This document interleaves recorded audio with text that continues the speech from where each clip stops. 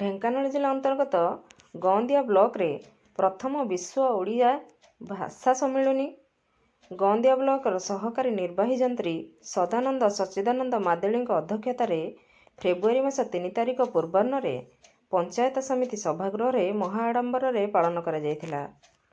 ଏହି କାର୍ଯ୍ୟକ୍ରମରେ ମୁଖ୍ୟ ଅତିଥି ଭାବେ ଗଅଁଦିଆ ପଞ୍ଚାୟତ ସମିତିର ଅଧ୍ୟକ୍ଷା ଶ୍ରୀମତୀ ରୀନାରାଣୀ ଖଟୁଆ, ସମ୍ମାନିତ ଅତିଥି ଭାବେ ବରିଷ୍ଠ ସମାଜସେବୀ ନବକିଶୋର ସାମଲ, ଗଅଁଦିଆ ବ୍ଲକ ଶିକ୍ଷା ଅଧିକାରୀ ପ୍ରଭାତ କୁମାର ନାୟକ, ସହକାରୀ ଯନ୍ତ୍ରୀ ନୀଳମଣି ମହାପାତ୍ର, ବ୍ଲକ କଳା ସଂସ୍କୃତି ଉପସଭାପତି କପିଳେନ୍ଦ୍ର ମେହେରା ଉପସ୍ଥିତ ହୋଇ ଉଦ୍ବୋଧନ ଦେଇଥିଲେ। କାର୍ଯ୍ୟକ୍ରମଟିକୁ ରାଷ୍ଟ୍ରପତି ପୁରସ୍କାରପ୍ରାପ୍ତ ଅବସରପ୍ରାପ୍ତ ପ୍ରଧାନ ଶିକ୍ଷକ ତଥା ସୁସାହିତ୍ୟିକ ହରିହର ସାହୁ ସଂଯୋଜନା କରିଥିଲେ। ଓଡ଼ିଶାର ମାନ୍ୟବର ମୁଖ୍ୟମନ୍ତ୍ରୀଙ୍କ ବାର୍ତ୍ତାକୁ ଉପସ୍ଥିତ ସମସ୍ତ ସୁସାହିତ୍ୟିକ, କବି, ଲେଖକ ଓ ବିଦ୍ୟାଳୟର ଛାତ୍ରଛାତ୍ରୀମାନେ ଅନଲାଇନ୍ ମାଧ୍ୟମରେ ଦେଖିଥିଲେ। ଉପସ୍ଥିତ ସମସ୍ତ ସୁସାହିତ୍ୟିକମାନେ ଓଡ଼ିଆ ସାହିତ୍ୟର ଇତିହାସ ବିଷୟରେ ଉଦ୍ବୋଧନ ଦେଇଥିଲେ।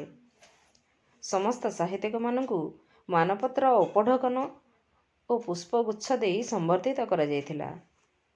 ସମସ୍ତ ଛାତ୍ରଛାତ୍ରୀମାନଙ୍କୁ ମାନପତ୍ର, ପୁରସ୍କାର ଓ ପୁସ୍ତକ ପ୍ରଦାନ କରାଯାଇ ସମ୍ବର୍ଦ୍ଧିତ କରାଯାଇଥିଲା।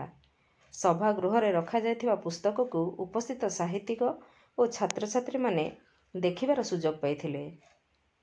କାର୍ଯ୍ୟକ୍ରମରେ ପୋରୁଅଖୋଜ ସମିତି ସଭ୍ୟ ବଳରାମ ପରିଡ଼ା, ସମାଜସେବୀ ମାନସ ରଞ୍ଜନ କଅଁର ଓ ବ୍ଲକର ସମସ୍ତ କର୍ମଚାରୀ ସକ୍ରିୟ ଅଂଶଗ୍ରହଣ କରିଥିଲେ। ଢେଙ୍କାନାଳରୁ ସୌମ୍ୟରଞ୍ଜନ ମହାନ୍ତିଙ୍କ ରିପୋର୍ଟ, ନାଗରାଜ ନ୍ୟୁଜ।